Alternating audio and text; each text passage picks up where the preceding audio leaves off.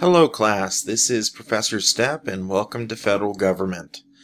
Usually I do a little intro video just going over the most important aspects of the class and stuff that you might not know. So that's going to be the purpose of today. We're going to talk a little bit about the syllabus, a little bit about Blackboard, and the expectations for the class.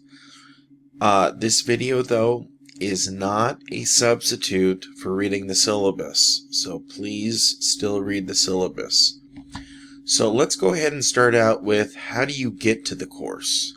So you can just type in EPCC on Google, click on the first link, then go down to menu, click on My EPCC. At that point, it will ask you to log in. So if you do not know your EPCC password, there will be an option to click Forget Password, and you can reset your password. Okay, so a couple things before we get into the class here. One is this is your EPCC email. So if you click here, you'll open up your school email. A lot of students don't realize that they have a school email. A lot of important stuff comes through here. Even though in this class we're going to be using Blackboard and Blackboard course messages for most communication, be aware that you should check out your email account every once in a while. The other thing before we move on here is you do have access to all the Microsoft apps. If you click on My Apps, you can access that. Usually there's a drop down of that too. But Microsoft Word, PowerPoint, Excel, so on and so forth is all included with your EPCC student account. So be aware that you have access to those programs. Okay, so let's go to Blackboard. So Blackboard is going to open up onto the activity stream. I don't really use this too much. It usually just has a few announcements here. To get to my course, or our course I should say, click on Courses. Now for you, by the time you're seeing this video, it will open up to the correct page. But because I'm making this video during the break, I will have to go to upcoming courses, but for you it should show up in current courses. So you will see all of your courses here. Of course, this class is Federal Government, so we're going to go there. But be sure to check out your other classes as well. Some instructors use Blackboard extensively like me, some don't, but you should check out your Blackboard courses to see what material is available. Okay, so let's go ahead and I believe this is, well, this goes for either of these classes, so let's just go here. So let's start out with a couple of features of Blackboard. So one, you have the front page here. Your assignments will be in the assignments folder. You won't be able to see all these chapters because I don't make them all available at once, but you will be able to see plenty of them. Let me go ahead and delete this because you're not doing a presentation. Okay, so you can always find your homework within the chapter folder. So if I click on chapter 1 here, you have a link to the book, you have a link to the podcast assignment, and a link to introduce yourself, the first discussion. Now, let's look at the grade book real quick. So you can see your grades at any time by going to the grade book. Now, it's going to look a little different for you, of course, because I have everybody's grades, but if you go to the grade book, you can check your grade at any time. Let me know if you have any questions. Then we have the calendar. So what I would usually recommend is to click on due dates, and that way you get a list of what is due and when. Now, my philosophy when it comes to designing my course is there is a good amount of homework, but it's not difficult and it really does help you learn the material. So even if you're not very good at government or social science, my class is designed to help you at least pass, if not get an A, if you put in the work. Okay, so it's not about necessarily difficulty, it's about making sure that you are going through and reading the material and doing the assignments. Okay, so let's see here. Last thing I want to show you is course messages. So this is the internal email system for the class. This is the main way that I want you to contact me. To do so, just click new message and go here, and you can put change step, type in your message, and then click send. So you should check course messages basically every weekday. There's not always going to be a message there, right? But there's going to be a lot of important stuff, and this is the main way we will reach out to each other. Okay, so now let's go back. So the government discipline is part of the First Day Access program, which means that you don't have to buy your textbook because you already bought your textbook. It was part of your tuition. So this is the first semester we're doing this. Hopefully everything goes smoothly. This is going to look a little bit different for you, but if you click here on course materials, it will give you the information for your textbook, the access code, and so on. So once you've looked at this, which of course will look a little bit different for you because you're not an instructor, all of these links should work from that point onwards. So like the SmartBook link in Chapter 1. Oops. There we go. So the SmartBook and so on, these are McGraw-Hill Connect links, and they will work once you are basically the first day of the class. Just click on this and it should be that should be it. Okay, let's go to the Start Here folder. So the Start Here folder has a few things in it. Syllabus Part 1, which is the most important part of the syllabus. The generic syllabus for this class, which you should look at, but it's not as important as this one.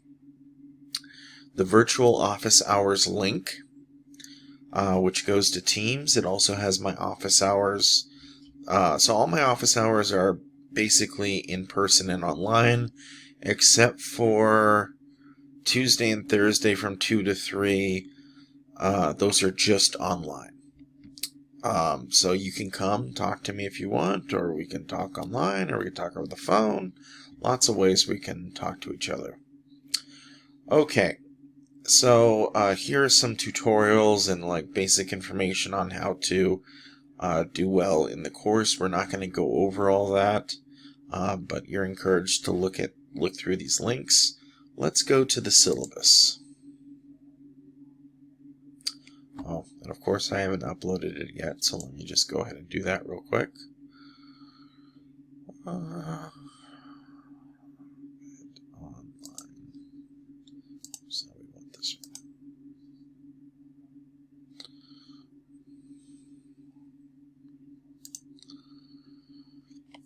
one. Okay, let's go ahead and look at the syllabus. So first, let's look at information regarding reaching out to me. You have my office phone number, my cell phone number, and my email, although I want you to use the course messages rather than my email. That's just there just in case. Textbook information, it's already included as part of the course, so you don't need to buy anything. Then we have the grades, grade distribution. We have a midterm, a final, homework, and chapter discussions. Now, depending on if you are, which one of my online classes you're in, there might also be UJA video quizzes. Okay, so I'm trying that out in one of my classes. If you do have the use of video quizzes, homework has been reduced to 30%, and use of video quizzes are 10%. Okay, so we talked about how you get to the course. COVID-19, click here to find out the latest information regarding that. Just doesn't really apply since we're on an online course, but wanted to include that there. Late work. So basically, every day that you don't turn in your assignments, 10% is taken off of the overall grade. So let's say you turn in a homework assignment a day late, and you earned a 90 on it. Well, then 10% of a 90 is going to be 9 points, so you will get an 81 on that assignment. Eventually, of course, the amount of credit you would get is a 0, so make sure that you don't turn in a lot of your work late, right? But you do have that option, so if once in a while something slips, you can still get some credit. Okay, so each chapter will have a few assignments in it, a video lecture or supplemental video, PowerPoint, the Smart Book, and maybe a podcast or discussion assignment. Okay, be aware that when it comes to late work, there are no makeup exams, especially when it comes to the final, because there's just no time for that. Okay, plagiarism. Please, please, please do not plagiarize. If you have any questions, let me know. Read through this. That includes use of AI or chatbots. This has especially become a problem when it comes to the discussions. I have caught quite a few students doing that, and it's never good, and it's usually pretty obvious, so don't do that. No cheating.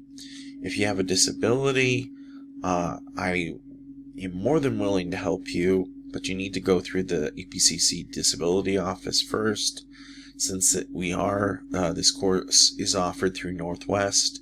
Make sure you use this info right here to inform the disability office that you need assistance.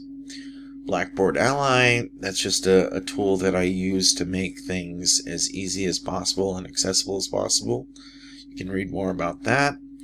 Military students, just like if you're not a military student, you have a long-term absence, so this is specifically if you're deployed here, but regardless, verification. So if you are actually deployed and you're a military student, I will work with you. But I do need some verification of that. If you're going on vacation, that's not going to be excused. If you are in the hospital, then yeah, that could be excused. It probably will be excused. Okay. Campus carry, we're not on campus, so it's not really too big of a deal. Be aware when it comes to the discussions that we're going to be talking about some controversial issues, so please be polite to each other and kind to each other. I'm not going through every word of this syllabus, but you're still responsible for knowing the content of the syllabus. Another thing to keep in mind is time and effort. So if you're coming from high school, you should know high school and college are different. In high school, you have much more time with your teacher than you do in college. Much of the learning in college actually takes place outside of the classroom. I am here to facilitate your learning, but a lot of it is in your hands. Are you reading the book? Are you studying, going over the material, doing the homework? So there's a reason why if you are taking 12 credit hours, that is considered a full-time student, because if you add up all the hours you should be spending on your work, that comes out to 40 hours a week. So in this class, I could say up to 9 hours, but you're not going to really need that much time. However, you probably will spend a couple of hours outside of class a week doing homework assignments and reading. Make sure you put in the time. That way you will get a good grade. If you do not put in the time, then you will not have a good grade. Earn a good grade, I should say. Blackboard technical difficulties. If you have any problems with the site, I do have the phone number here for the help desk. You should put this into your phone right now. Okay? Because if you do not, you might not have access to it, right? And so if you ever run into a problem, you want to have easy access to that phone number. Okay, so I do have a course calendar with the assignments and the due dates. Be aware, there's a very simple rule that you can't go wrong if you follow. Basically, every Monday, something is due. So if it's Monday, you should make sure that you've done all the work assigned. So a usual week goes like this. So obviously the first week of class isn't going to work this way, and not even the second week of class, but from then on it'll work like this. So you go through a chapter that week. The Friday of that week you get access to the next chapter, including the homework assignments. So from that point you have Friday, Saturday, Sunday, Monday, Tuesday, Wednesday, Thursday, Friday, Saturday, Sunday, Monday. Monday at midnight. So usually you will have 11 days to complete your homework, to do the readings. Okay, so that's plenty of time. You shouldn't even have to use the late work option, but it's there in case something goes wrong. Then we have some important holidays. So I got this calendar off of the school website, but it's missing spring break, so I don't know what's going on with that, but I'll let you know once I find out. Right now the college is closed. Okay. So let's see here. If you have questions, please let me know. It's not a bother. I hear that from students from time to time. They'll say, I don't mean to bother you. No, it's not a bother. I want you to ask questions. It's literally my job, and more than my job, it's my calling. I like to answer questions. That's why I'm a teacher. Okay. Real quick, before we call it a day here, let's look at Chapter 1. I want to look at the first discussion. So, make sure that when you're completing these discussions, because they are worth a good chunk of your grade, even more so than the other homework. These discussions, you won't have one every week, but you'll have 6 throughout the semester. You need to follow very closely the prompt, and you need to make sure that you always follow these directions right here. Regardless, every discussion has the same instructions. So you need to post twice. The first post is a paragraph in length and should address the prompt, which is right here. The second post is also a paragraph in length and should address a fellow student. Now, you can agree with the other student or you could disagree. It doesn't matter. What matters is that you need to post twice. Each post should be a paragraph. If you post more than twice, that's great. You're giving yourself some wiggle room. So it can help your grade for sure. But at least post twice. Okay. So with that being said, I hope everything's pretty clear. I try and work pretty hard when it comes to making the class as simple and accessible as possible. There's a couple of flyers up here with information.